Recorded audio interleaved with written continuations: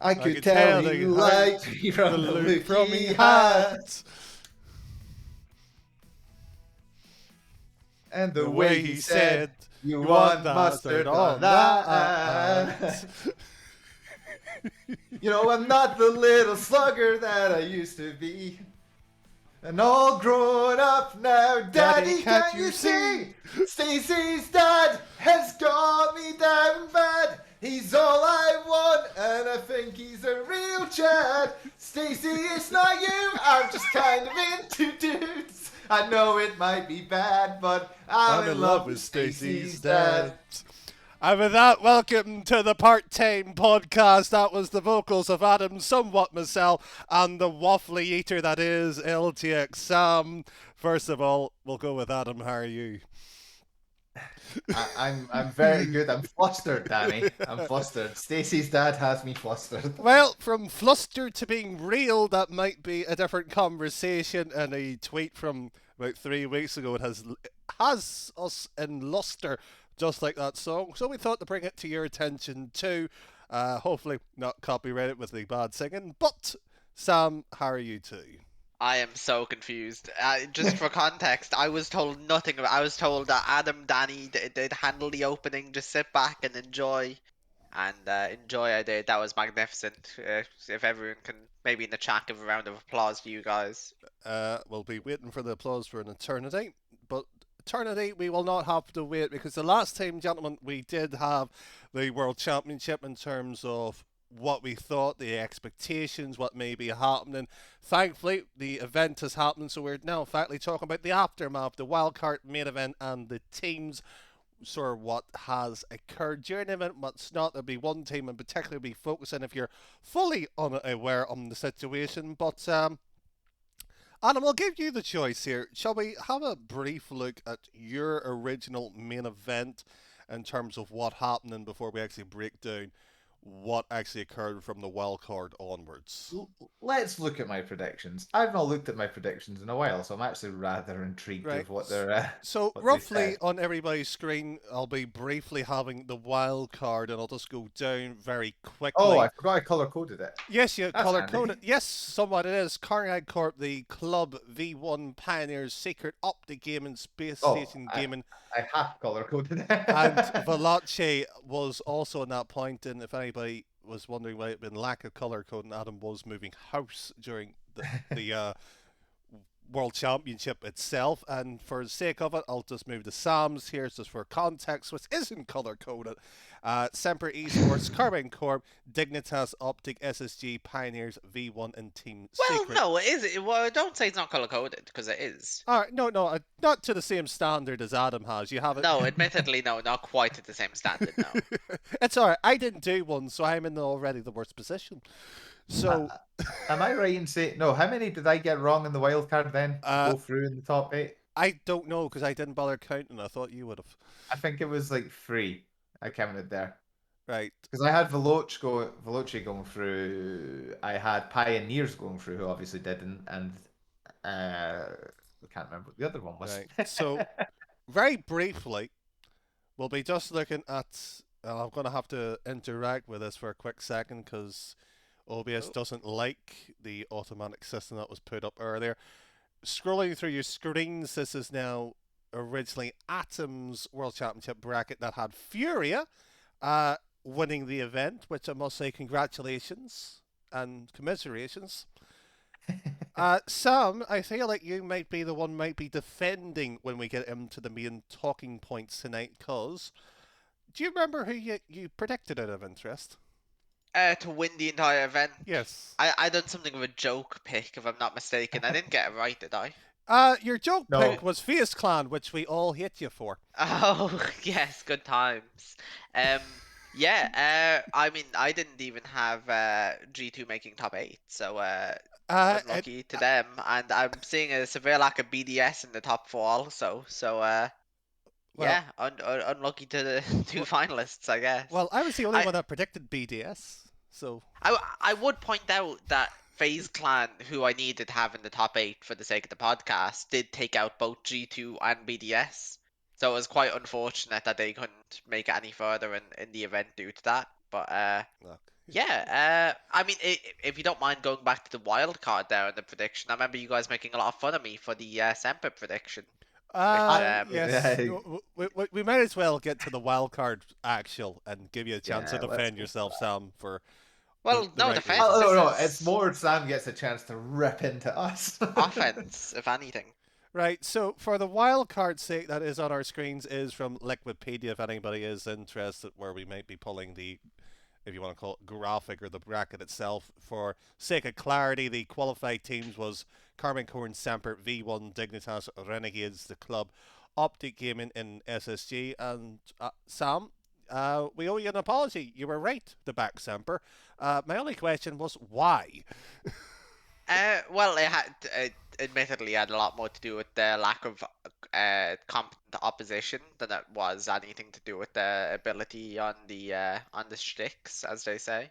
Oh, Um, God. yeah, it was just a. I'm going to give you the other perspective. Okay.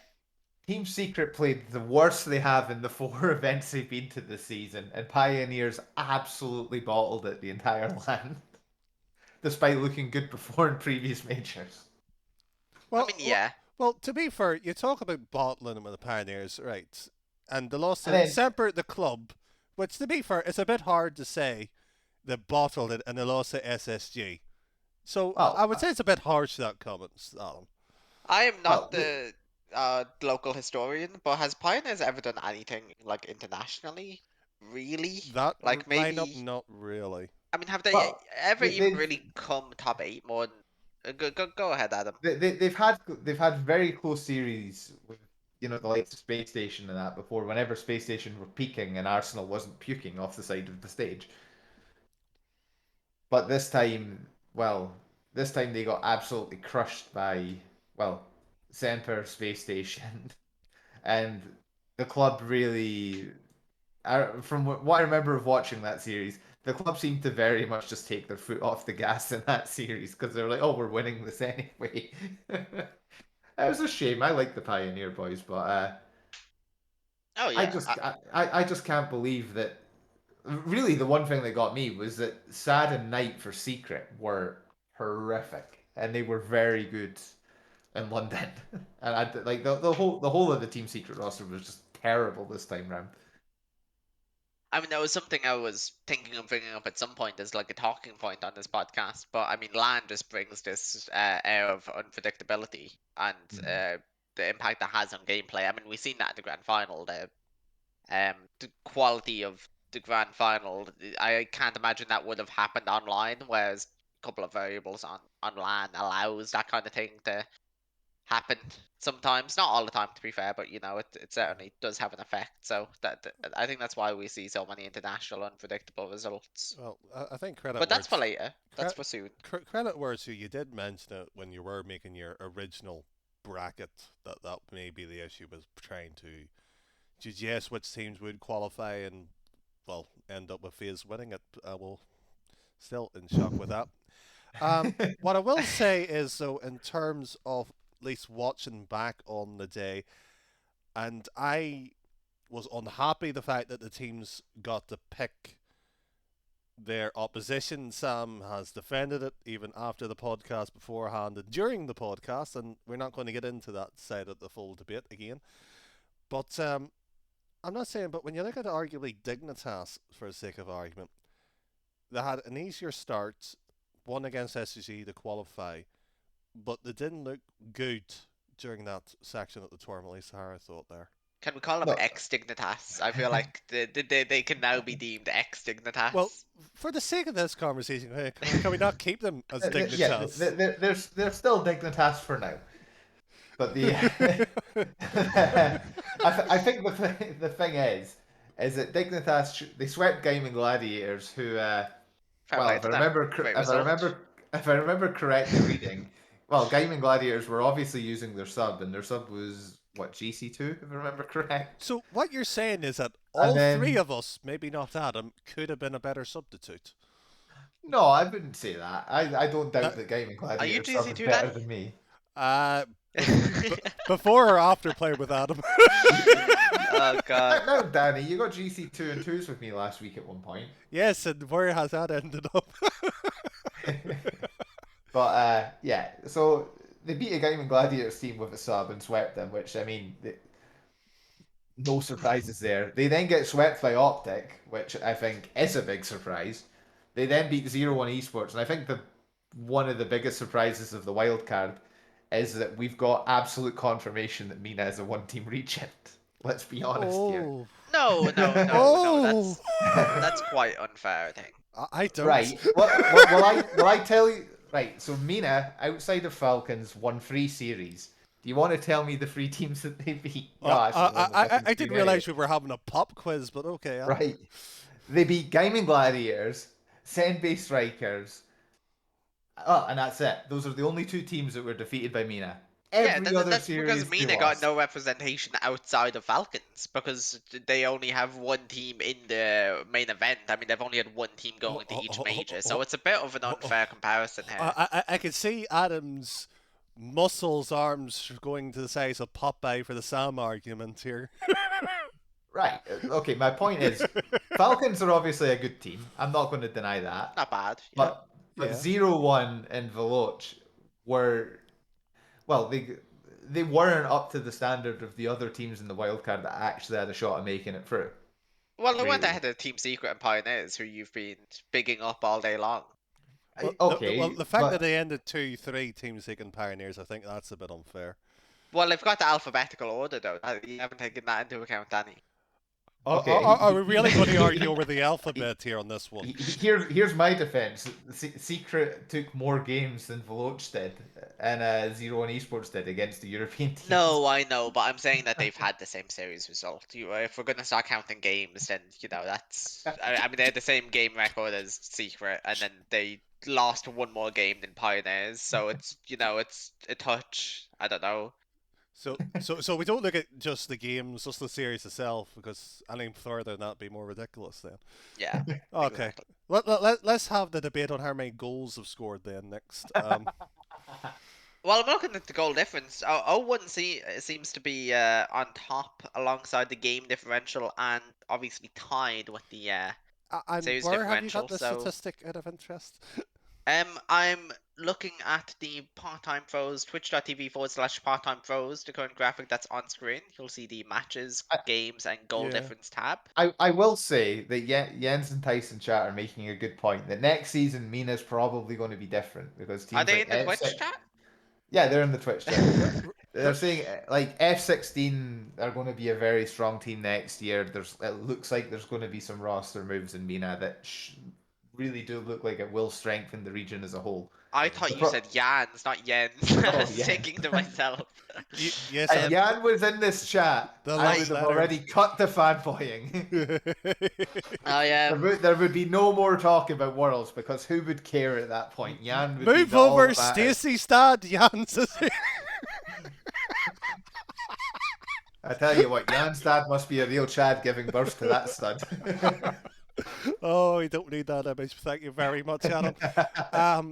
But to maybe have a further bit of the debate here on terms of representation, then and I'll ask you this one, and slightly we'll go into this. Should then the majors have more spots to maybe what the Dream Hacks used to be of 32 teams and not just the cut down representation then? Absolutely. That's a quick answer. I like that, Adam. What really all I would like is to see a bit more of an evening up of everything. And I know it's never going to happen because EU and NA are where all of the money in Rocket League is. But Well, definitely I not in think EU for starters, but okay. the quickest way for all the regions to improve would be that if more teams were making it to these events and getting the opportunity to go. Yeah, well, And so unfortunately, yeah. So yes would be the answer to that question. Yes. Okay. Well, welcome to question time with Adam with the long-winded answer on that one. I'm giving the politician's answer. If it was the politician answer, it would be no comment. Oh, I would have been speaking for 10 minutes and you would have been kept asking me the question. I just keep refusing to answer and just going around in circles. Yeah, but this is a question time, and since you broke the swear policy, I'll tell you to go do one. But generally, I think that's mostly the wild card somewhat covered, other than the fact that I wouldn't probably say this in reflection of the event, but probably going into it, the club probably was the standout team, at least in terms of the qualifiers.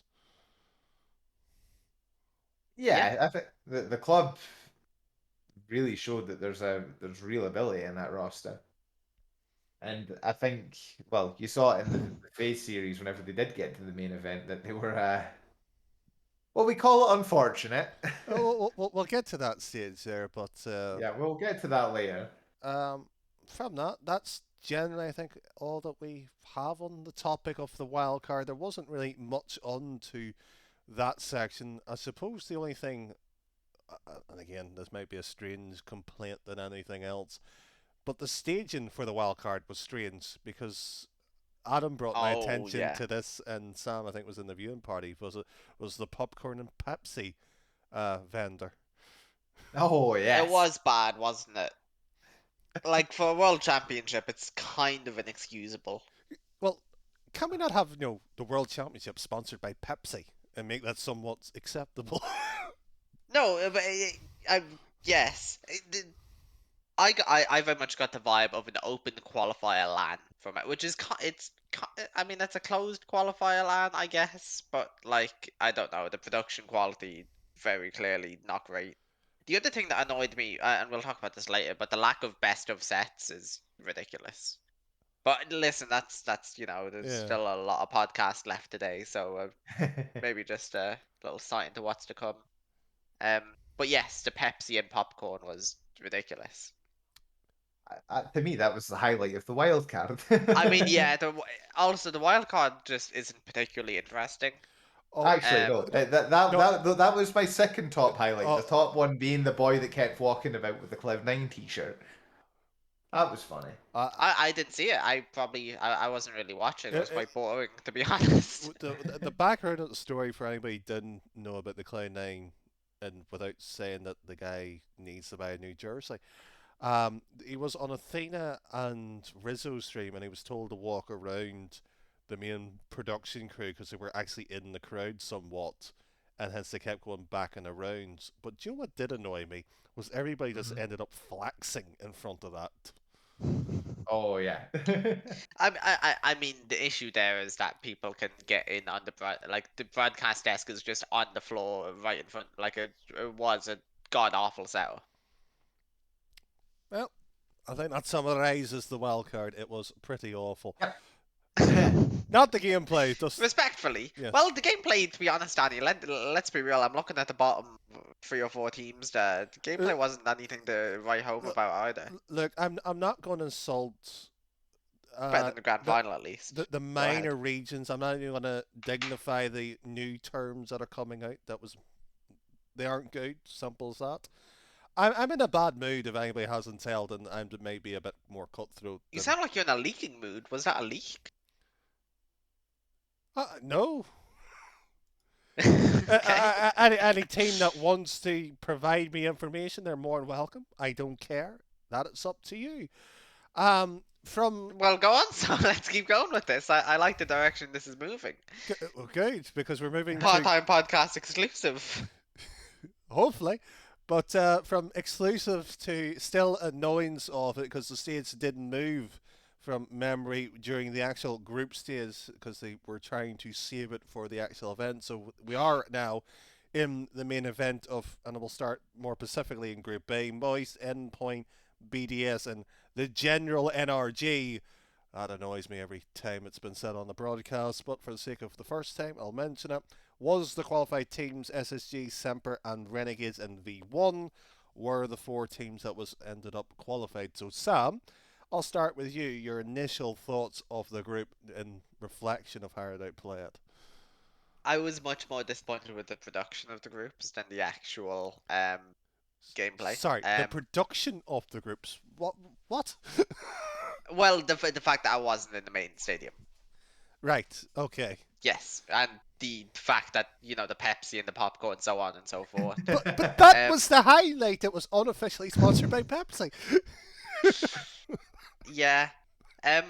to be honest, there wasn't really anything particularly interesting in terms of the results. To be honest, I could not believe that Semper, and this is a touch of a hot take, but Semper playing from a hotel room for a start, that was ridiculous. That shouldn't have been allowed, right? That's insane. Well, But the fact that they still oh, lost is absurd. hold on. For context, two of the players of Samper did have COVID, and part of the Silence's reasoning is to prevent, as far as I can make out, the spread of COVID. I think that is reasonable, and I don't think you're Yes. trying to No. insinuate anything else from that. No, I don't need you to PR me, Danny. So, Danny, here's the No, thing, but right? Am I saying the players should have been on the stage? No, that's insane. As a matter of fact, I was on my phone watching the World Championships, the group stages. Seen on Twitter, one of the December players had gotten COVID. Yes. Players then continue, Right. players from Just, Semper just coming off the stage. just for In the come, go ahead. just for the record, our viewers or listeners or who of those two definitions might not know what happened. Hence, why I'm just clarifying why No, they I weren't appreciate on that. stage. Yes. So what happened was Semper were playing against, I believe it was Moist, and then after Semper lost, tweet came out from Shasa, I believe it was, and he essentially tested positive for COVID. Yes. Now, the maddest thing about this entire situation is then the admins of the event say, "Oh yeah, go on, FaZe Clan and Falcons, get up there," and they're playing on the exact same equipment in the exact same chairs. And continue playing the event So- like normal. For a start, that was insane. I- That's health and safety out the window. I will stop there because there was at least visible signs, at least from when I was watching, and not trying to deliberately drop names, but the likes of Blonders, who's a regional manager, I think was on the stage, was wiping down the equipment. So I presume there was still sanitation procedures in place. Yes, I'm sure there were, but there's also that's a touch. That's a touch mental to me. In my opinion, that's insane. Look, I'm just trying to be balanced, which is I appreciate which is that. unusual for me. But since it's a podcast, I'm trying to. No, I appreciate the counter argument to that. But to me, what the very strange thing was having the players play from the hotel room. I mean, contracting COVID has given them a competitive advantage, which is like no, they really should have just been disqualified. If you cannot play under the same conditions as the other players, then you do not play. That bit I fully disagree with, and I can hear Adam itching to get in there. No, go ahead. I don't see how. I just don't see the competitive advantage side of it whenever you've got your coach and one of your players sat in a completely different building. Well, I'm not saying, but if you have COVID with all the symptoms that you should yeah, have, as well as COVID, the symptoms and the fact that Exotic and Shazette were apparently feeling pretty damn lousy Okay, with it. I've got homework for you guys. And we're doing this after the podcast. I would like you guys to watch the Semper versus General NRG series. Yes. And pay special attention to Casio, I believe was the only player on the stage. Yes.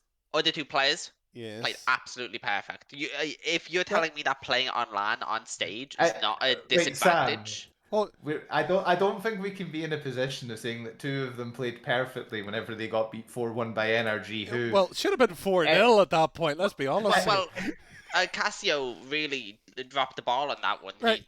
Yes, but, go ahead. But let's put it this way: Casio had to go up on stage on his own, knowing fine rightly that two of his players had COVID, trying to maybe have a Star Worlds performance, knowing rightly they're not up to standards. All right, yes, they may arguably play better. Yes, because they're not in a crowd. Yes, they're because they're in their own environment. But they still had COVID, Sam.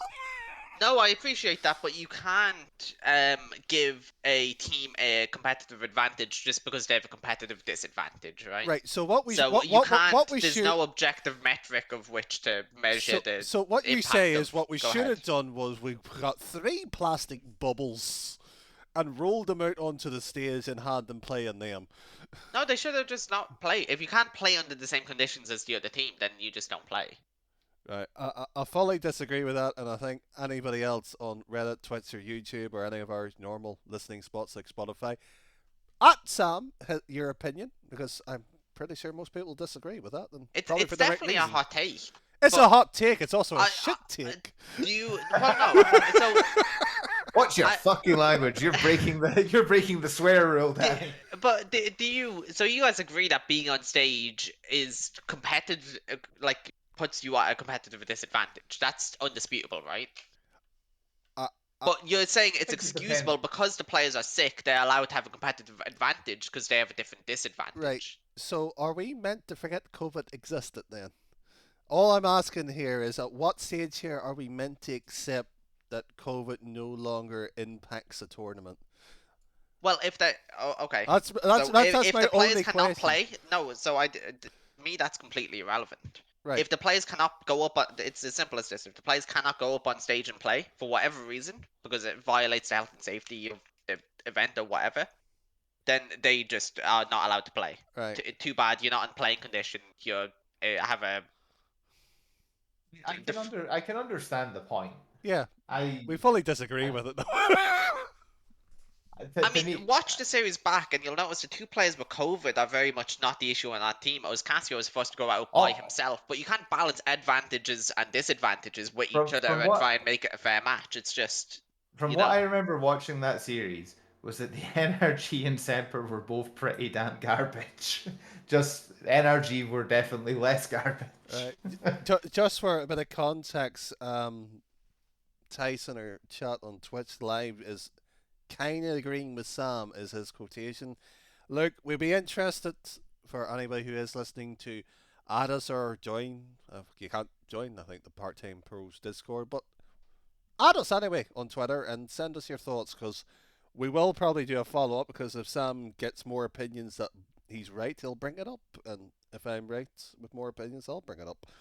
Um, but shall we move on from the Samper debate because I think we're not going to agree on that. Yes. So, can we then move on to the fact that NRG are garbage? No, I thought that didn't need to be said any further. I thought that covered it quite nicely.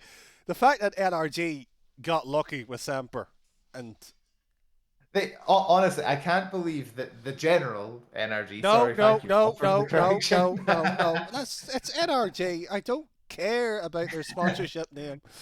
Right. What just amazes me is that NRG have pitched up at a world championship and they've managed to get top eight from playing. Well, and all they had to do was get swept by V1. They then got to play Renegades, who, let's be honest, weren't of the standard of the other teams in that top 16. And then they get to play Semper, who have two players ill with COVID to then play. And then they end up top eight. I'm like, what an exceptionally lucky run to get. And at no point in any of it did NRG ever look remotely close to the ability of like your top teams at the event. I mean, they end their seed. I mean, They came top eight in the world. They clinched that top they eight got their. seed. Didn't have to play in the wild card. I mean, who did they I'll fall grant to? them that Go ahead. finishing second in the fall major gave them a ton of points, and then by the fact that they won, well, was it every regional in the winter split, and then they bottled it at the winter major, and then they've been on that bad form ever since. Right. But yeah, they did the work then to clinch the seed, but they only missed. Was there not only something like of a 10 point difference between? Or it was something stupidly small between It them was and like it V1. was like V1 almost stole the spot. it was like 11 points. I think it was something like that. It was Yeah, V1. it was one match of a difference if I remember correctly. Somebody can correct us, and well done. Yeah, V1 were exceptionally close to taking the automatic spot because NRG were the lowest of the automatic spots from North America. Yeah, that's right. And honestly, I don't. V1 comfortably got through wildcard. I'm not even convinced that NRG get out of wildcard if they had dropped them there. No, they do. That's harsh. No, they would get through it. It's just unfortunate we would have to watch 5 extra series if we did see Well, energy. Yeah. okay, to put it this way, is that if we just considered it a straight swap, Right. them and V1, they're still going to lose to Space Station, who V1 got beaten by, but they're all. I would say that they're also comfortably getting beat by the club.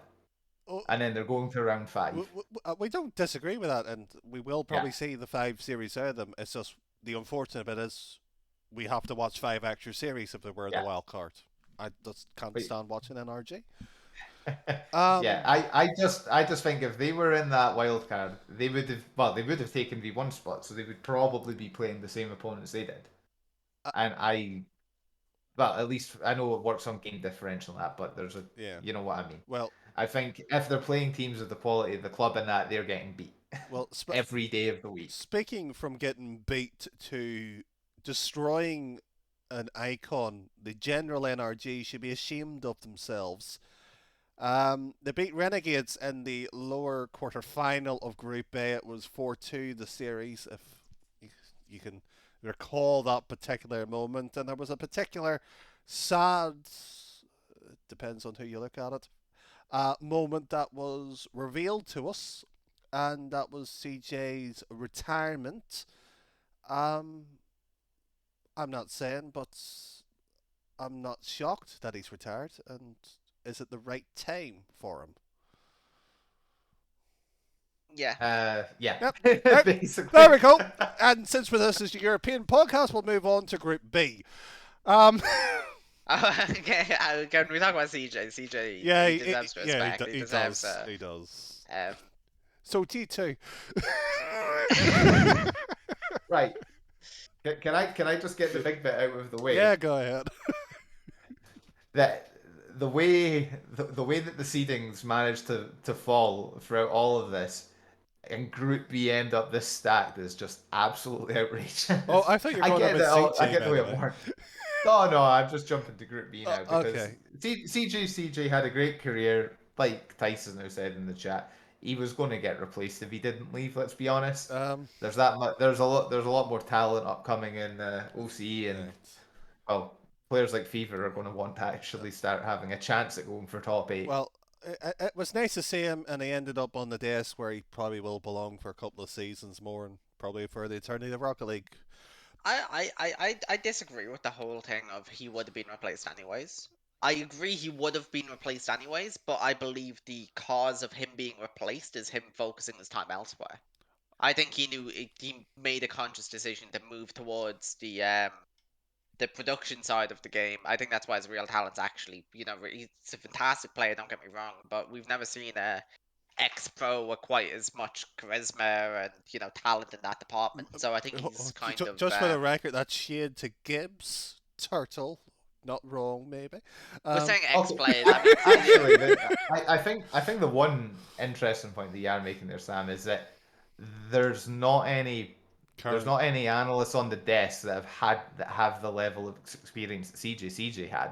In the modern scene, at least. I mean, Like, Gibbs, in don't get me wrong, but like season 1, season 2, it's a different ball game. Even if you consider before season 1 of RLCS, that's only really like, what, 2 years? Yeah. At most, that Gibbs would have had.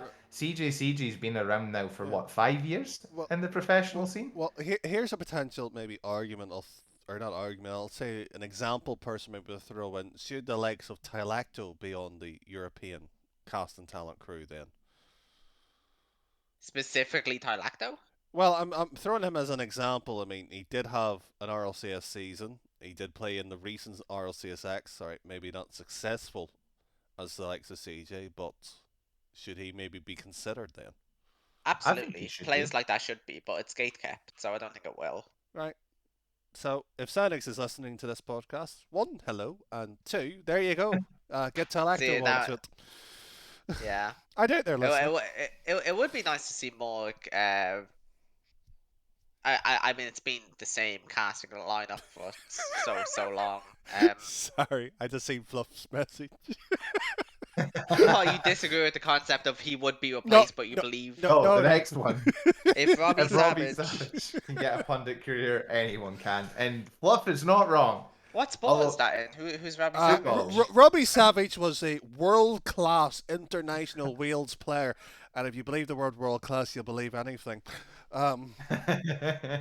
He's also the worst pundit, in my opinion, on the BBC.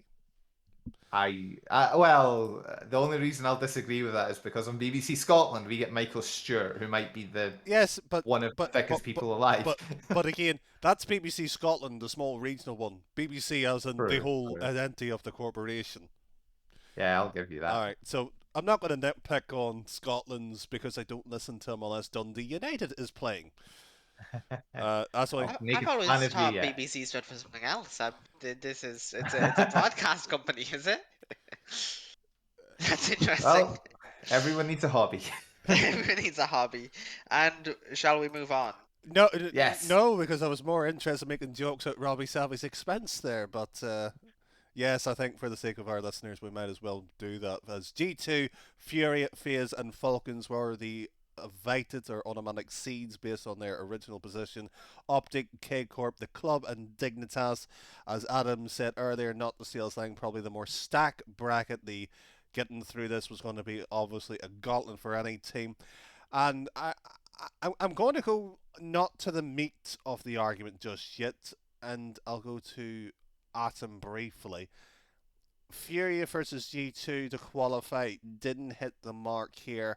I will refer to this slightly later on when we get to the playoff stage, but was that the show that you were hoping for at least Furia in the early days? Yeah, I mean, it's to me that series was still a knife edge. Four of those games went to overtime, and Furia were, yeah, they looked like that So that what was that the score of game. that series? I'm hoping not 4-0. And you're saying, No, well, they four all went two. to OT. No, It's a 4-2 in the series. okay, okay. And yeah, four of the games went to overtime, and yeah, it was a very tight series, basically. And I was like, we'll get onto more into the top eight in that, but Yeah, it's one of these things which I know there's a whole bunch more that we're going to speak about later, but yeah. honestly, it was like that series still showed me enough that I was like, Fury still are in with a chance here Okay. for the whole thing. Okay, from that point there, just as a brief, because I doubt we'd be talking much about this team, Dignitas, arguably Europe's biggest bottlers, failed to do it against Falcons, failed to do it against the club. Difficult, mind you, against the club. But FaZe Clan, speaking about the club, was their opening match, and that had a sense of a decision that I disagreed the first time. I disagreed with the second decision, and we were in a viewing party with it. And I'll go to Adam on this because I know he's seething. Not trying to hold you back from an opinion on Sam, but we'll get yours in a second here. What happened on that one, Adam? Because you have an elegancy of explaining bad decisions. Let me think. It was like Scottish football refereeing. It's a joke. That was control basically one easy but the fact that it didn't work. And I can't, because the club had all of the momentum, and then they had the big massive break because of the absolute nonsense to do with a controller issue. I'm like, what's going on here? Why is this taking so long? And I can completely see why the club then went on to lose the series, because that must be such an ill experience. And FaZe will be sitting there thinking, "Oh, we're 2 games down. We've got all this time to calm down now. This is absolutely fucking great." And like, I'm not going to be a conspiracy theorist like some of the people were being on the Reddit, but what an absolute joke that it took as long as it did at a world championship to sort that issue. So And I just for the sake of the viewers, I'm not 100% educated on what happened. I believe it was in after game two there was a kickoff. Zipical's controller DC'd or malfunctioned in some way. He didn't boost on the kickoff. It was clearly no malintent on his part. And then there was a 8, 9, 10 minute timeout, at which point FaZe proceeded to win the next 4 games. Is that a reasonable summary of what happened? Only when FaZe conceded. But yes, that's pretty much the summary. yeah, it was more the fact that it took them about 15 to 20 minutes to get it back up and Yeah. running and the show on the road again. Okay. What I would like to somewhat wonder is that Jaro, a professional in his own right, had his controller in the audience. Why would you bring your controller to a LAN if you're not the player playing in the event? Actually, yeah, sorry, Jens has got the point in saying that it was a bug in the That is game. a conspiracy. Well, to But quote the one thing I would say though, right? There's no way. Did he play on Gyro's controller? hold on, just to quote Jens, to anybody who's listening to this, we'll just repeat what Jens has wrote. Wasn't confirmed that it was a bug in the game, not a controller issue, with the two question marks there for those 2 points. The fact that it was tweeted out from Sipnigal's Twitter that it was the controller that Gyro used to help win that one, and that you saw on the video, I presume, and I think it'd be a reasonable presumption that the controller was the problem. So Yeah, it he seems an odd one because the admin review came out and said that it was a bug in the game, but then it's also known that, like you say, Gyro's controller was used, so they he swapped out the controller, and it's just it's such a bonkers situation. Even if it's a bug in the game, and I'm like, I don't understand how. I still just can't understand why it took that long. I can't believe I he swept on a brand new controller. That's insane. That's the most absurd thing about that situation to me.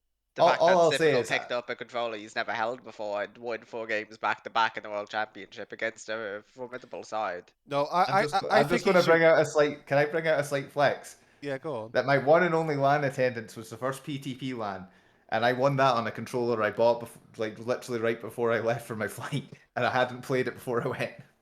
Anyways, moving on. Um, sorry, I'm not trying to. Suck it's typical. He didn't win Worlds. I won a fucking Yeah, PTP LAN. What's he won? but I'm not saying if your controller went off in the middle of a rank match, you'd be forced to use your keyboard. I think that's what he should have been done. Well, Stat Junior's done it before. Come Yeah, on. the standards of today's pros are rubbish. Such creaming on us. Adam, do you think you'd be so passionate about this if it wasn't against the club? Because this happens it's pretty common. I understand the No, tweet that came after the fact might have made the my situation. frustration with it isn't necessarily the decision or anything like that. It's the fact that it took them so long.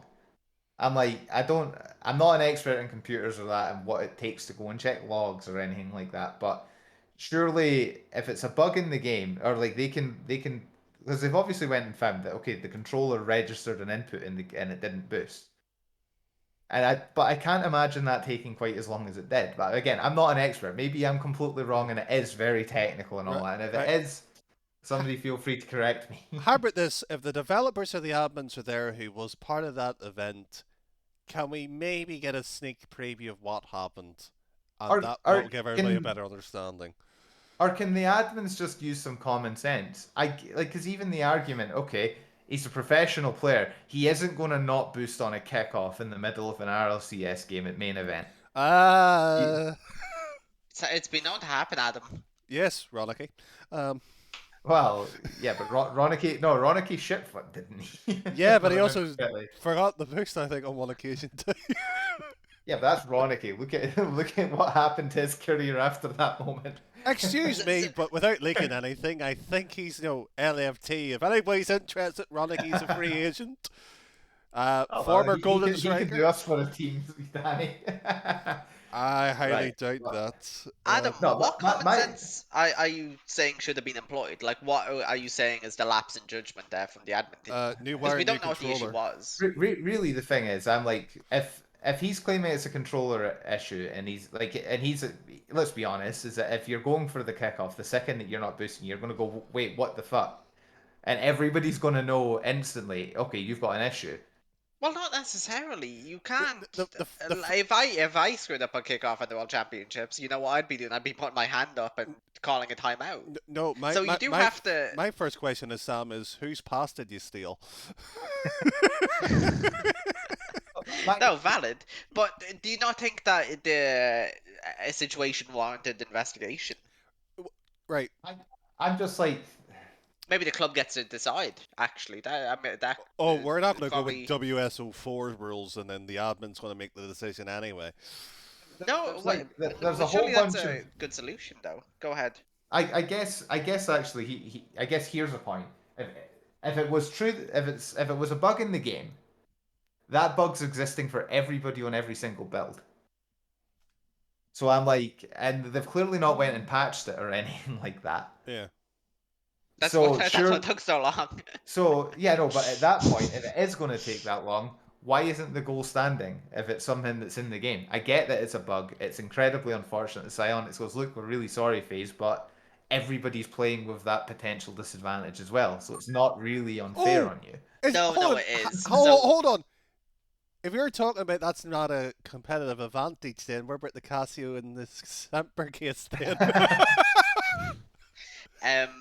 what I was going to say was, um, Swiftly moving on, I see. I well, guess no, this is that's not a threatening point. We can go back to this line of dialogue. I'm more than that. I just don't want the entire podcast to be me, yelling at people who've got COVID online. Like it's a awful situation, Old man obviously. yells at clouds. I think my real frustration is that ve- if the controller was working completely perfect and they didn't have any, and like they went into the logs and there's nothing at all that showed, strange or anything like that. Just on an initial look, it should just be a case of like, right, that's it. We're going from a kickoff. We're replaying. I But think that But here's the my fact is, it argument, seemed Adam. to take forever. I think the issue itself is the fact that it happened twice. Actually, yeah, that's the thing. It happened the second time as well, which is again a Yeah. bloody joke. So it happened twice, right? And the other thing you need to take into account, right, is let's say the club get to decide whether or not to investigate the situation. They can either play on, or they can put their hand up and say, "Hey, listen, I'd like you to investigate whether or not that was actually some sort of technical issue, or if it was outside their control." Now, if they had that choice, they would absolutely have went with investigate the issue at the hope of getting a free goal or two. So, at the end of the day, I understand why why Yeah, it's But frustrating, but it's a better idea then, rather than waiting, 10, 15 minutes for an unknown amount of time while they resolve it. Once they realize that, okay, it's a bug in the game, you can't do it there's a real issue retroactively. here. You can't, no, but I mean, like, rather, whenever they do that pause and they're all sat there and they're all just sitting waiting to find out what's going to happen next, They play game whenever they, six. no, when they realize it's a bug, they should just like, why did they not say, right, we'll come back to your series and let you both go calm down and actually take some time? But Because at surely that's that even point, worse, because that no, completely because kills the momentum. Isn't that your issue with the long break? The break my taking long enough for phase to. It's the same for both teams still. my argument would be that FaZe are sitting there potentially going 3 games down. The club are then waiting 15. Everybody's waiting. You don't know what's going to happen. And then you find out after 15, 20 minutes sat there doing absolutely nothing and just basically thinking about this one moment. That's going to kill, like, atmosphere and motivation and everything. So you're going to sit there like, what the fuck's going on here? If you're the club, and if you're FaZe, you're sitting here thinking, oh, we got away with that. Let's fuck it, like, let's yeah. go. This is great. I, We've got a chance. Let's go get one goal. We're back in this. I It's just want such a momentum swing. Whereas at least everybody, to. if you even said, If you yeah, don't mind, I'm going to there cut has in. to be a, I'm going to there's cut got to in be there a a better bit, way of Adam. doing it. I'm going to cut in there a wee bit. I think the issue with your idea is slightly of say, let's go off for an hour, then bring you back on. The issue is not really the length of time. I think the issue was the decision more than anything else. The length of time impacted, but they should have basically went, "This is what's happening," and move on swiftly. There needs to be a time limit on so we're going. This is it. Anything longer, then Well, that situation should occur. yeah. I mean, It if the it issue's shouldn't. not resolved, then the issue's not resolved. Yeah. Like there's no. But I'm arguing again. Like, what do you expect them to play on keyboard? Like, I don't No, know what the. no, I think it's a simple case of if it was a controller or say a wire issue or one or two, it's replace it, move into it, say 5 minutes for a pro player to get a new wire controller, whether it's from one of their sites or like Jaro or however they get But it. they hadn't diagnosed it yet, so they didn't even No, know what the issue no, was. but what I'm saying is if it was the controller, that should rectify it reasonably quick. Small test, reset the game. The decision needs to be a much more cleaner. If it was the controller that DC'd, unfortunately, they should hold their hands up and sort of unlucky. Because the club at that point there has been removed a potential goal, but it's fair within the rules, fair enough, okay. But the fact that it took 20, 30 minutes for, say, there's a bug within the boost of the game, well, I'm not saying, but both sides could have potentially had the same issue there. But Are you why? really suggesting that if pros have technical issues, the goal should stand? I'm No, I think the idea is that if it's a bug that's within the game, But they had to That's something diagnose that it. They had it everybody's done in got to 10, do. 15 minutes. They didn't know what the Yeah, issue yeah, was. no, They but figured it out the in a first reasonably. yeah, but the first issue took 15 minutes to sort a controller, at least a controller issue. Then the second time it was at least another 30 minutes to work out that there was a bug in the game. So Yeah. the fact that the series was delayed by that amount of time, they should have been sort of going, right, was it the controller that caused the issue? Then No. why did it take that long for the first one? And then if it was for the bug side of it, then why wasn't that just notified and sort of going, right, both teams go off stage, cool down, and move I think on? you're being very harsh on the admin team. No, we're not being, That's an unreasonable no, expectation. we're not trying to be unfair on to it. I think it's I a know you're simple, not trying to be. I think the I, I simple, gue- I guess I guess there's a different solution then, rather than whenever there is technical issues in future, rather than saying, all right, we're just going to sit investigate, everybody sit in the same spot and yeah, we'll just do quick changes in that. Is the argument then not better to say, right, there will be a proper review of yeah. of any technical issue online I, I think, to just be 100% sure of its controller, to be 100% sure of its potential bug, and we say, right, the series is suspended for say 30 yeah, minutes while we do it. yeah, but during the second change, or sorry, the second problem, which apparently And is meant to be the bug, sorry, was yeah. also when the controller got changed too. Mhm. So I think in the situation like that, I think the production needs to at least say that the technical issue may be, say, a visual bug or a controller, and not leave everybody not knowing. My main argument is that as a player, if you're basically finding this out and then being instantly expected to walk back onto a stage, like without any time to process what's going on, if you're the team that the decision's gone against, Yeah, that's a tough place to be, yeah. and that is a real disadvantage you've been put at through no Absolutely. fault of your own. But So respectfully, there's no solution. There's no solution, but telling them just to get straight on with it, I think is a bit harsh. yeah, Because I think even if they say like even if they're finding out that decision, if they find out backstage and say right, okay, you've got 15 more minutes before you're going yeah, back up, rather than rushing to get the show back on the road, and especially considering we weren't really pressed for time on those days either. yeah, I think But it's do you not think? I mean, you're making the argument that both teams are under the exact same circumstances, which in this case they are, and you're making the point that that's actually not a competitive advantage. It's just whichever Oh, team I would say stands it's a better in the competitive face of advantage for adversity. who, yeah, for who the decision goes for. They're at a yeah. competitive advantage at that point I think because it's they're finding out and then I, being told they're finding out after a long wait, saying So are both teams. this is the decision. Yeah, but you're finding out this is the decision. It's gone in your favor. well, put it this way: FaZe got That's a this. But the completely decision different was always Yeah, mentality. going to go in that favor because they knew what was a technical like. not Go ahead, Danny. not necessarily. We don't know which way the decision was because we've seen decisions going against them. The tadpole situation is a prime That was example of insane. that. But Yeah. when you look at, say, hypothetically, if the issue happened, FaZe could have been eliminated by both of those goals. I think this is a comparatively small So, issue so, uh, in such a. so Go ahead. all I'm just saying is, if they are going to have that type of length of an issue potentially, I think all what they need to do is give them 5-10 minutes, go into the free play, both warm up, get their head showered, and get back into the game. The fact that it took that long, But surely that favors phase more because the breaking yeah, of the momentum. I mean, that's just breaking yeah, the no, momentum that but the. effectively, FaZe has been told you're still in the tournament. You've got a chance to fix the issue that of your gameplay. Everything else has gone against them. We're the club here. We could have won this. Yeah, Yeah, yeah, yeah. we It's the still exact got to do same. that. Except then, FaZe, after losing 2 games back to back, get to go off, do free play 10, 15 minutes, talk about the game, get their heads on straight, detail. Yeah, I mean, that favors the club much more. That favors FaZe, that situation that I've just described. yeah, That favors FaZe so much more but, than the club. but the fact that the So that's club, just amplifying the yeah, issue rather than. but the fact that in this situation here is from what we can make out, FaZe knew what the problem was because they were dealing with it, where the club probably didn't know. They were probably told the game may be starting 5-10 minutes, and then obviously the delay kept going further, and then But they're FaZe didn't told, know either.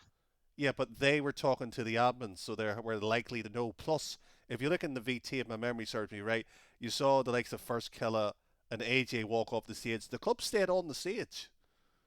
So I think there's quite a bit of the club bias in no, this chat. it's a simple. Well, there is obviously maybe a bit of bias to we like them Yeah, more, I mean, let's be honest. It's well known that I absolutely despise FaZe, but right? But it's my main frustration is that the players didn't have any time to process two yeah, decisions going against them and then being expected to go instantly play, and But that if was you give them time to process, that just favors FaZe more because that gets them to entirely detail from the 2-0 deficit that they're at. It lets them warm up, discuss the game.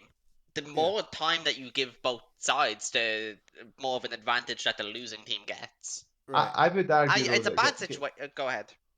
my argument would be that if you give them, if there was a set amount of time, say in that time you've got time to go process it, sit down, you can go and do what you want in that time, just to give them.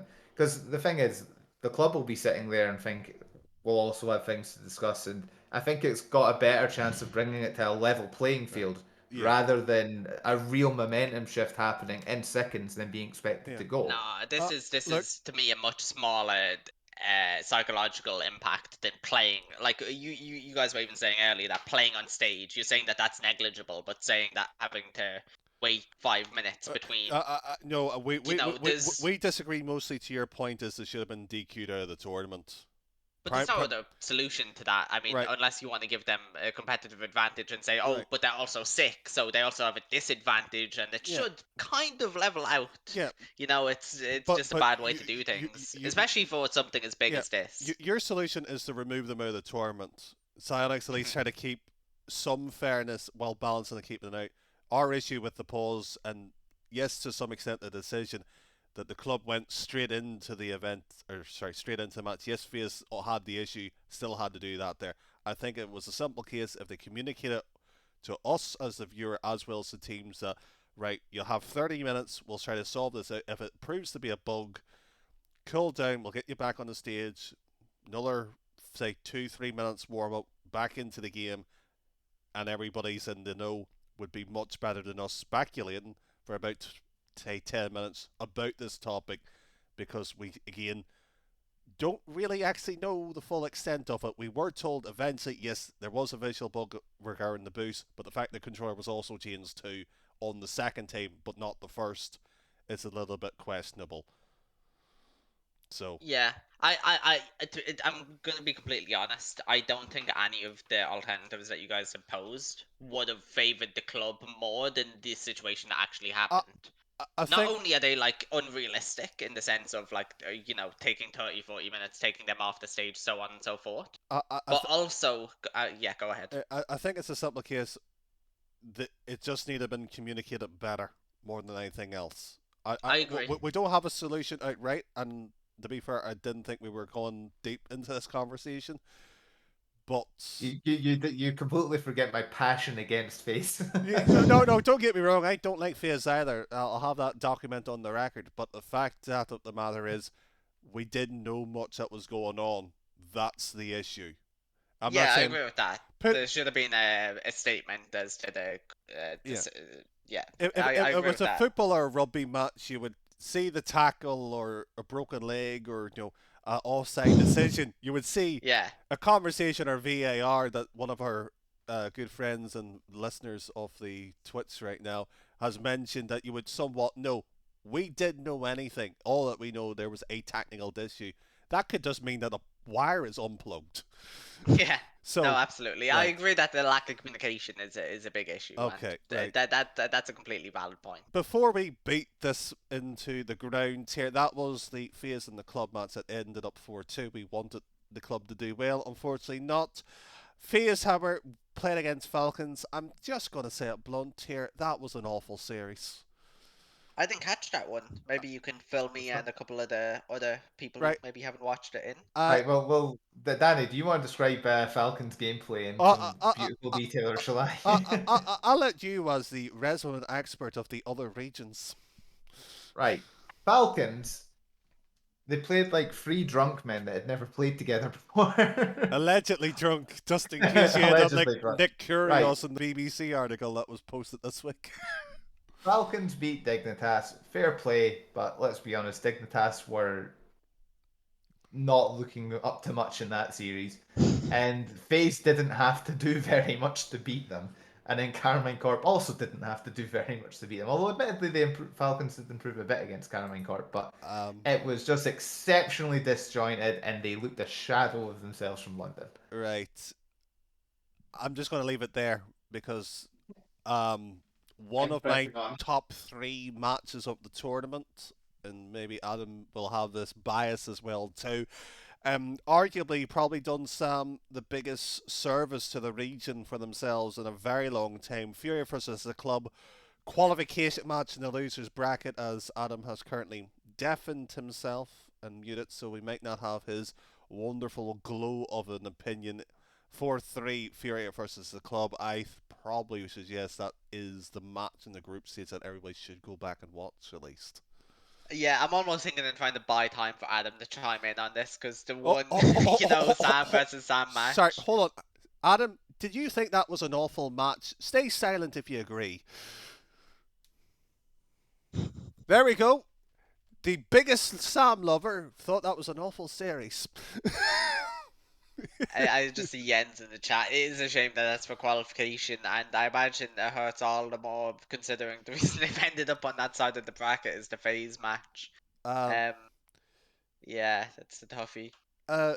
while we will have a discussion of probably the top 3 matches in this podcast, if anybody in chat does have an opinion on that, feel free. We will get on to that topic. But basically, short of it, that was Group B. Optic didn't do much. That was no surprise. K Corp did come through, as Adam did round up with Falcons. So, with the group stage, Sam, was there any major shockers, or it was mostly expected throughout? I suppose would be the way it's be outlined here.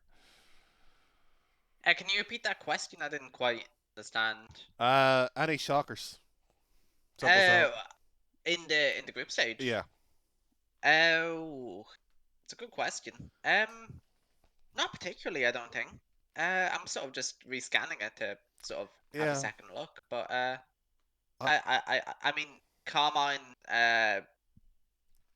maybe could have taken a few more games against Furia, maybe, but like all in all, pretty. I mean, Falcons, I guess. Falcons had a shocker against FaZe, I guess, would be the big one. Yeah.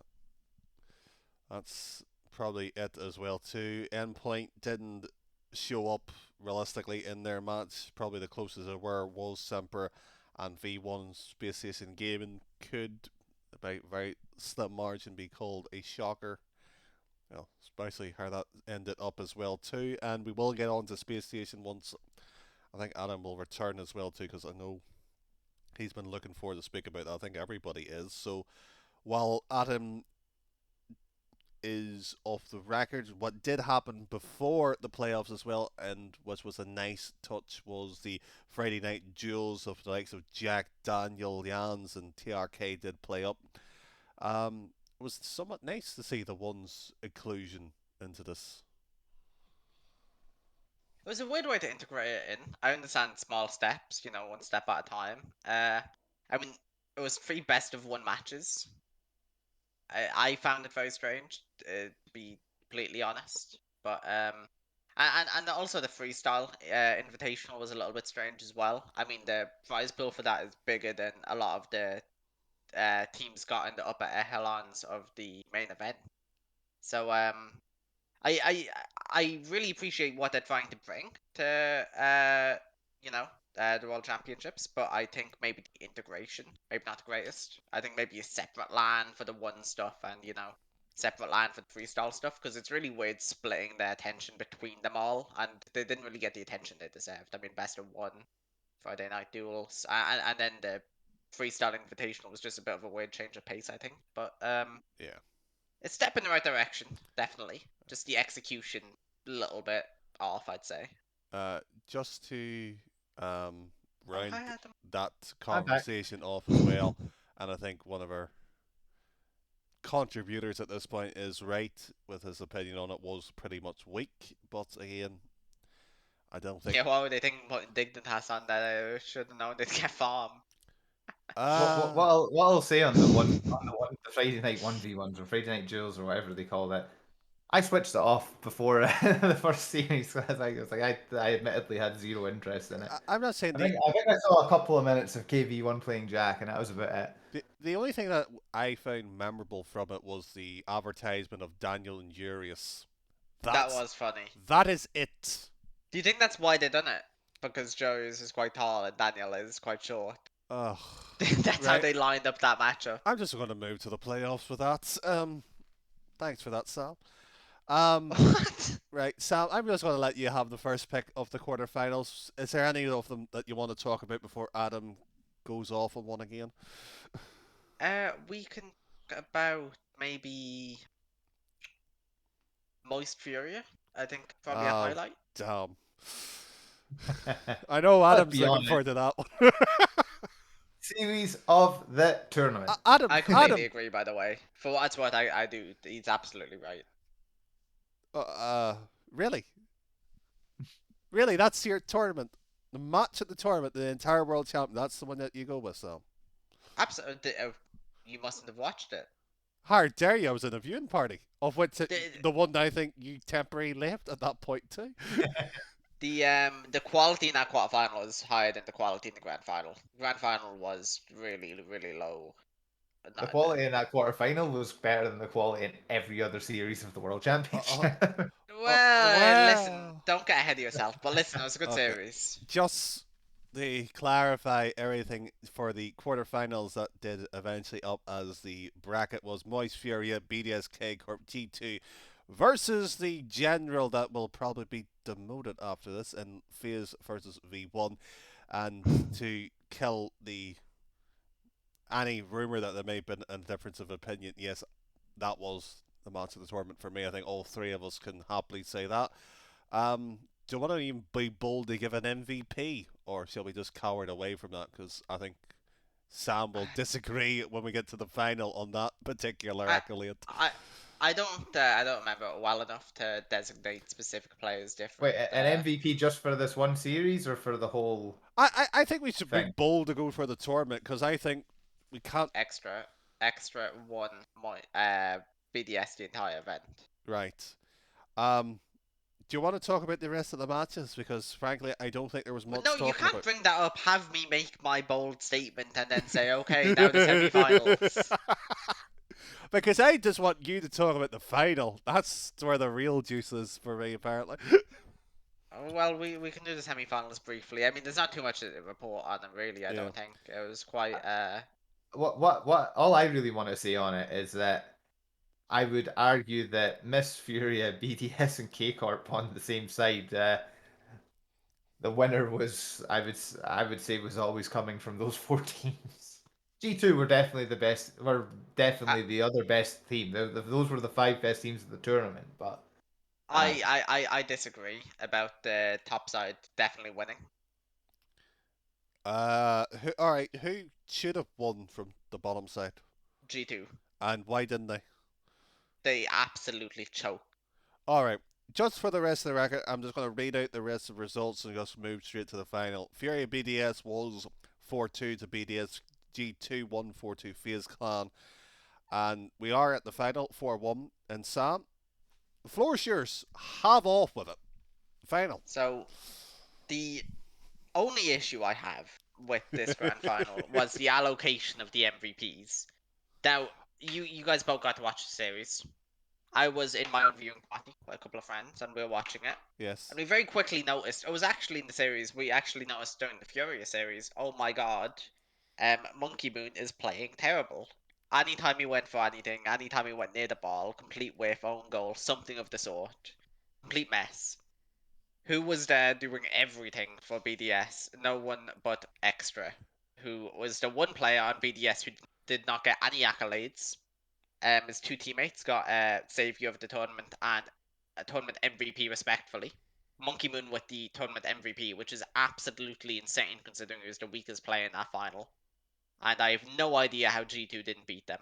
And this is the epitome of being on crowd is a massive disadvantage, which then also ties into what I was talking about with Semper, Okay. which was ridiculous. But we'll can focus I? on the final. Go ahead. Yeah, Adam. there's one thing I want to say that really surprised me was the amount of I don't know if hatred's too strong a word that a lot of particularly G2 fans and particularly North American Rocket League fans give BTS for being boring. And I don't know if I'm alone in thinking this, but would it not be relatively fair to say that BTS and G2 actually play really similar? Yes would be the answer to that. And if you ever have the privilege of being in the same lobby of G2 and maybe casting G2, I'll happily be bold and say enough. It is arguably the worst experience you can ever have as a caster. The thing is, they're two teams that really it's all about. Well, there's been a lot of interviews with BDS's coach and everything. Both of those teams basically play Rocket League to try and remove all uncertainty and control the game. And I think really BDS just done it that bit better. Oh, Yeah. BDS done it a lot better, but there's. Oh yeah. I'll ask you this one because it was talked about somewhat, and this is not the first time he's been in this situation too. JNAPS, and just a one-word answer: yes or no. Should he retire? Yes. It depends. Oh, all right, That's not a yes or no answer. all right, Mr. Politician. I Why? object. No, Why is it it's just depends? well, he's been an active player since what 2017. So what, CJ? Hmm? So CJ. Well, I mean, if you remember, I was saying that Yeah. CJ Uh, shouldn't have necessarily retired. You know, it was very much a choice. It's a similar thing with JNAPS. yeah. JNAPS could still do it. It's just I don't think he will. You know, he's Well, if my memory it's serves me five right, that's the years. second grand final that he has failed to win. Yes. And Yeah, and he should have won it. I really looked at this series quite a lot just in my own time, and broken it down quite a lot. G2 are I cannot fathom how they lost. And the fact that Monkey Moon got MVP, I understand that the cast was at the event. Their attention is not as to what player is doing what. But they just gave Monkey Moon the MVP. I assume because they assume since he's generally the standout player on BDS that it would be the case. right, And that I don't think anyone who actually voted on the MVP watched the semi-finals or the final. right. Can I just ask one question? Hmm.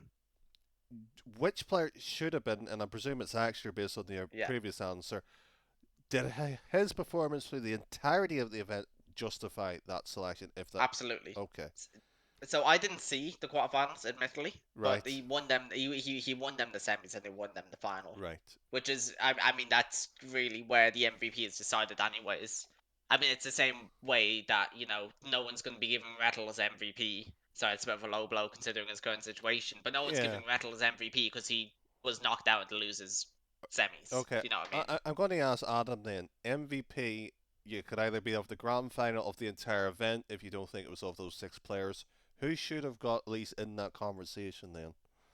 Oh, sorry, you're saying if you don't have to pick someone who's in the final. Yeah, I'm just opening the floor as I well. no idea. And I think people who give answers saying very specific players either watch Rocket League far more close than I do, which absolute fair play to them. But I feel like a lot of the time it's just pulling stats and what I have no idea. I don't watch the individuals Okay. that closely I, in I'm just a gonna tournament like same this. question to Adam here. Uh, Adam does watch Rocket League closely enough to answer this, by the way. So really in the for players that were in the final, the only one I would say that really was in that conversation was I don't know. Extra had a stellar semi final and grand final. I don't think he played that well in the previous series on the run up to it. Monkey Moon, I would say, was the standout player in those initial series of the tournament, and then he sort of I don't want to say drifted away because BDS play in a way where you can't drift out of a Right. series. Can I be? But I think to go outside of those two teams though, I think I don't really know. I would say potentially Card would be in the shout Oh, because of course he would. he would no, because Card I would say was Furious best player at the event. Right. So take it. Jan had a couple more. Jan had highlight plays, but Jan had some poor right. series, So and Kyle also wasn't always playing at peak. Whereas Card, I'd say, was consistently probably the best player at the tournament outside of BDS and G2. So I'd quite like to do a watch party of that grand final, just on not even like of the commentary, but just get a replay up. We'll just watch Monkey Moon's point of view, and we'll right. watch that entire replay. That would be really fun Well, one of these maybe days. for you, but for the rest of us, no. Um, but here's a question that I'm going to put forth, and it'll be a multiple parter. Seiko hasn't been mentioned here in terms of the MVP of the final from any of yous, and G2 obviously hasn't, because obviously they've lost the series. But did any of them stand out in any shape or way, or was it that bad from them? And we'll go with you, Adam, to start with. Again, I'd say Seiko. It's not like Seiko's played bad.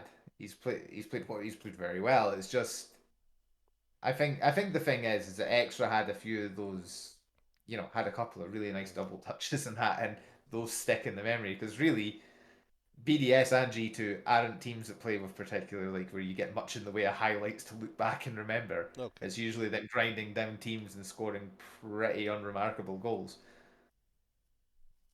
And I think that's probably why people think, oh, Extra definitely deserved it because he was, whenever they needed a difference maker, he was able to come out with it and do the solo plays. I don't think that's a popular opinion, by the way. I've not heard anyone. No, I my opinion on the way that BDS and G2 play is, I think Just for the with record, BDS, a lot of people agree with me. It's just a lot of those people are, G2 fans and that think G2 play this beautiful brand of Rocket League, and they don't, quite so frankly. what I'm saying is I don't think many people think Extra should be the MVP.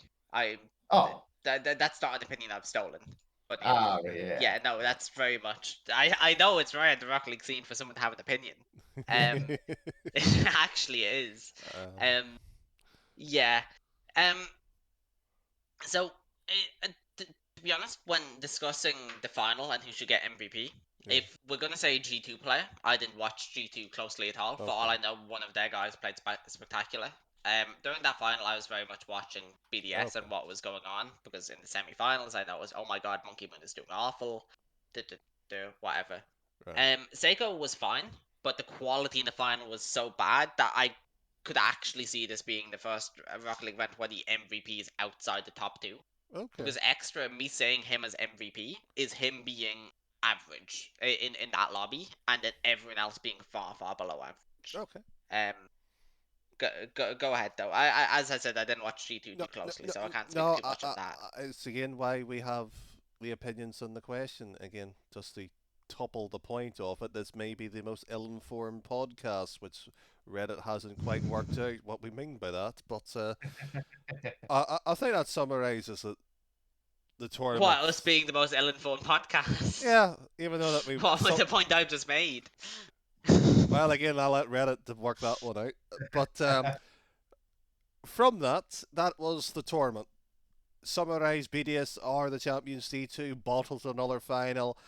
We did at the last of our opening of the talking points did have one third bullet point, which was teams, because there was a few interesting bits that was circulating around from that moment, and SSG probably being the biggest of them all, but we won't go straight to that just right now because we were on BDS and there was an interview by Mio, the coach of it. I believe it was one of the French casters on Rocket Baguette, did have on to it. And I'm just going to give you one or two quotes, if you don't mind, from that. And I didn't listen, so if you could summarize, that'd be fantastic. yeah, that's good because I haven't got to the summary just yet. But I'll get to the summary of his words and we'll ask you the question. Exciting. Yes. Go. From the interview on one of the topics of BDS's mindset, slightly after the London bit, Mew was quoted to say, "I was shitting my pants, dude. I was really shitting my pants," which was worrying for a coach who was just literally brought in at that point. But following from that, he was worried about his role as the job into that one. And I'll go to the resident expert who is meant to be the coach of this group, Sam. Was he right to quote Mew here? Was he right to be shitting his pants? Yes. Right. That's my professional opinion. Okay, that's all that we wanted to hear. Speaking about that particular word, and we'll go to Atom on this one. unperformed was one of the key words here, but was describing one team. But I'll give you the main headline from him. He thinks Fury is a world champion contending team. I don't think Adam's going to disagree with that, while Falcons is not, at least not yet. Is Mew right with that one? He's right that Fury are a world championship contender team. I think Falcons. I think they just need more LAN experience, really. One or two more LANs, and I think they'll definitely be there as a contender. But I kind of agree with him. You're saying they're not a contender? No, it's more. I think the problem is that see, whenever you look at the sort of great LAN teams, they're all capable that if they have a bad series, they'll go on and they can still win a LAN. Whereas Falcons had the poor series against FaZe, and then they never looked like they were beating K Corp. There just seems to be a thing where if the heads drop, they drop, and the same thing happened at the land that shall not be named in a certain country, and and that also happened in the grand final in London. But surely you have to No, acknowledge them as no, they've but got you the have to. ability. Well, no. But you're saying that they're not a world championship contender. They came top two in a. So whether or not they have the consistency factor, calling them not a contender is a little bit harsh. I mean, Just Okay, yeah. well, just for the record as well, they didn't get top 8, and they got knocked out by the team that got knocked out by the winners too. We stop basing our opinions on why the last event happened was. Oh, damn us with results and opinions. If it's on, it carries weight. If it's on, it goes. That's the rule. Right. Okay, but just for the record as well, Adam agrees his opinion. Mew, the world championship coach now, has that opinion too. And again, people having opinions are rare according to the scene, and you are welcome to yours, Sam.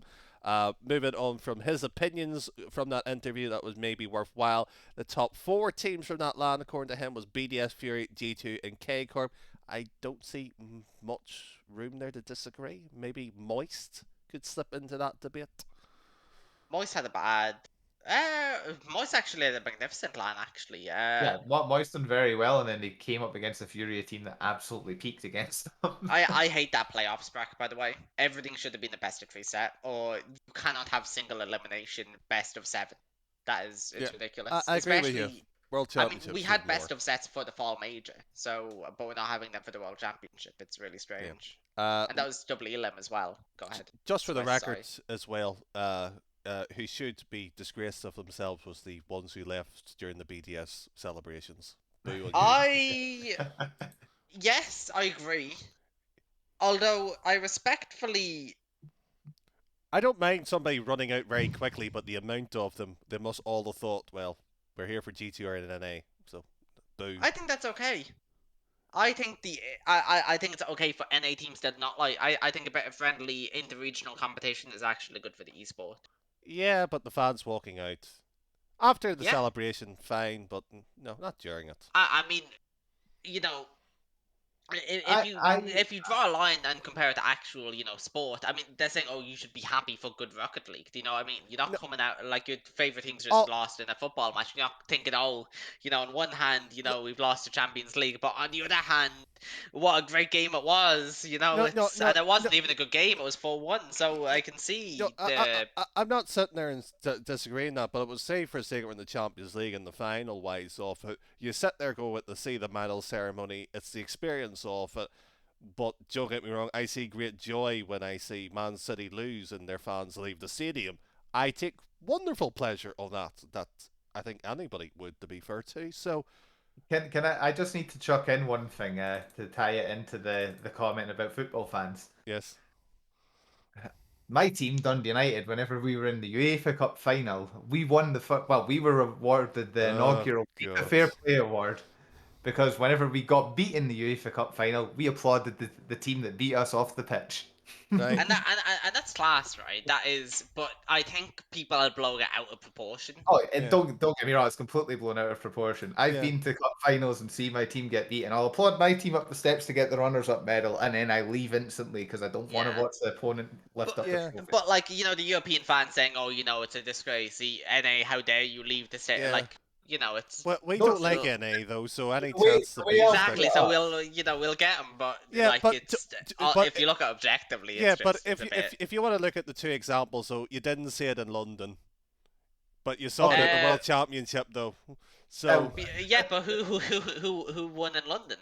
G2. So Europeans didn't leave when they won on I'll European What? soil. I Oh, think sorry, you're moist. mixing up. Sorry, You're thinking of. sorry, moist. Yeah, I'm thinking of winter, aren't they? Yeah. I was just going to say, I think I'll give them a pass because I think most North American Rocket League fans feel about pretty much every European team the same way that I think a majority of Europeans feel about FaZe. And if FaZe had won a world championship in London, I imagine there would have been quite a few people that left. Yeah, but again, Because I everybody was having to rush home to uninstall the game. all, all I'm just gonna say is I did like seeing it. I can understand why if you were, saw your team lose, but all of them being G2 fans at the very same moment, very unlikely. So just brought it Yeah. up out of interest at that moment. No, it's an interesting topic of conversation. It's And not. I It's a fall shallow on, point. I'm on the fence about it, to be honest. I think it's both good for the esport, but also a little touch disrespectful. So it's complicated. Joe, I'd rather see the G2 fans boo BDS lifting the cup then. If they're going to do, That's what I'd love. That's what I'd love. Yeah. Outspoken cry of no. Yeah. And people are saying, oh, the booing of the World Championship is bad. no, Um, I want to see proper villains. I want to see. Yeah, and as long as it's tasteful, Pantomime. like don't be booing Daniel, the 15-year-old, prodigy's flown off to Uh, London. But as long as it's not bullying a young child, I think it's class. I think that might be a topic of debate here in the moment, but to round up this BDS conversation from the interview, agreed with your point about the EU and NA side of the brackets being a little bit not good really for the scene. But Adam, Yes. would you boo Daniel out of interest based on recent developments? Or would you like to tell us What more are you about those thinking about, developments? poor Daniel, man? No, seems to- why no, is his Red- roster no. change made out to be such a big deal as opposed to every other roster change in history? No, I wouldn't boo Daniel. I'd boo Arsenal, but Right. that's. Wait, why would you boo Just for the I'm not record, a fan of It's business. I quite like Rettles. I'm not a fan of Arsenal's But content creation. just because the guy's got a YouTube channel doesn't mean that as soon as there's a roster change that the people who dropped him for Here, they're well within their rights, but they're kicking the player on SSG that I really liked. I like watching Daniel play, but I don't really have an opinion on Daniel as a whole. Rettles, how I not? actually quite like as a character. Arsenal, I'm not. I'm a take it or leave it guy, and I'm like SSG have kicked my favorite player from them. but before That's the only reason I boo. before we The get one too thing- far Go ahead ahead. of here, just for the context, if you haven't watched this or why we're talking about this, Reddles found out that he was being booted from the team during the World Championship, allegedly. Again, this was what that was rumored and reported at the time. I'm going to correct it here. It was after the event. It was during the event, but after During the they were event, knocked after out. they were eliminated. Yes, hence exactly. why I'm just shaping up what was reported first and then correcting. Yeah, no, I appreciate that. No, Yes. and there was initially reports of it being during the event. Yes. So yeah, absolutely. I'm just trying to give context what's happened. As been the I case know I of shouldn't it be with- arguing with your summary. Go ahead. Yeah, well, you asked me for a summary when I was giving you the question the first time. I know, haven't I'm even got the sorry. summary, and you're correcting the I summary. know, Danny. I'm sorry. Go ahead. No, how about you give the summary, Sam, since you know more there? I think you've nailed it. There's not too much left to it. All right. Essentially, Rattles got kicked, he was told, after they were knocked out of the World Championship. And because Rattles has a YouTube channel, everyone is, Well, not a big fan of the people who Right. kicked him, I guess. I think the biggest issue, really, from the kicking is that Reynolds found out by other players more than the fact that they found out directly by the team or the organization. Other than that, Daniel, I feel sorry for you if you were part of the reasons why you boot Reynolds off it. Boo! I want to see Reynolds. Right. So with that, that's I think SSG covered. Anybody else has anything else to say on this matter other than the fact let's go Reynolds? I want Jens to rephrase his question or his point in the chat because No, I agree with Jens, and he agrees with me, and that Yeah, often doesn't No, happen. no, Yeah, no, all- no, no. I don't have all the context of the situation. So what I it am is, very much open to Arsenal, me being. Hold on. Arsenal and Flow State were the ones that apparently were speaking about Rettles being kicked to other players, Yeah. and then those players are the ones that then told Rettles. Okay, yeah, That's that's what Jens bad. is pointing Just- out. Yeah, Yeah. that's ridiculous. Just for the record, I was giving the summary, and you were correcting me, and yet you didn't know the context. Well, no, I knew the context of the specific part you're talking about, not the context of the overarching situation. Yes, which was the context of what happened. I feel like such a politician and use Yes. all my critics. It's not even that. It's just you don't like listening to the potential facts of the story. Well, no, the facts you were telling were wrong, so I corrected them. Excuse me, I was giving you the context of the individual points when it happened, when it was reported. So we've run this podcast. It's been an hour and a half. I think we're shooting for an hour. I don't Originally think it was this 45 minutes, conversation- but we got a long debate out of the Falcons Yeah. versus the club series, but I enjoyed it. I don't think this argument. Right, anyways, we'll leave the argument there. We probably will be fighting after the podcast. We hope you've been enjoying so far of all the podcast episodes we have outputted to. There's very little that we could, I suppose, round up. There is other team news. There's other roster moves. We will definitely at some point be doing episode 5, talking probably about that. But Never thought we'd get this far. 4 The episodes. rumor mill. The yes, rumor mill. we're Oh, jingle. just for the record, we were originally meant to start during the spring rumor mill, but because of how long we did preparation wise, we didn't. So that's a bit of insight what happened. I mean, we can do rumors very quick. I don't know too. I'm kind of excited to hear about some rumors. To be honest, you guys sound like you've got some ammo. We do, but we're not leaking any or saying any right now.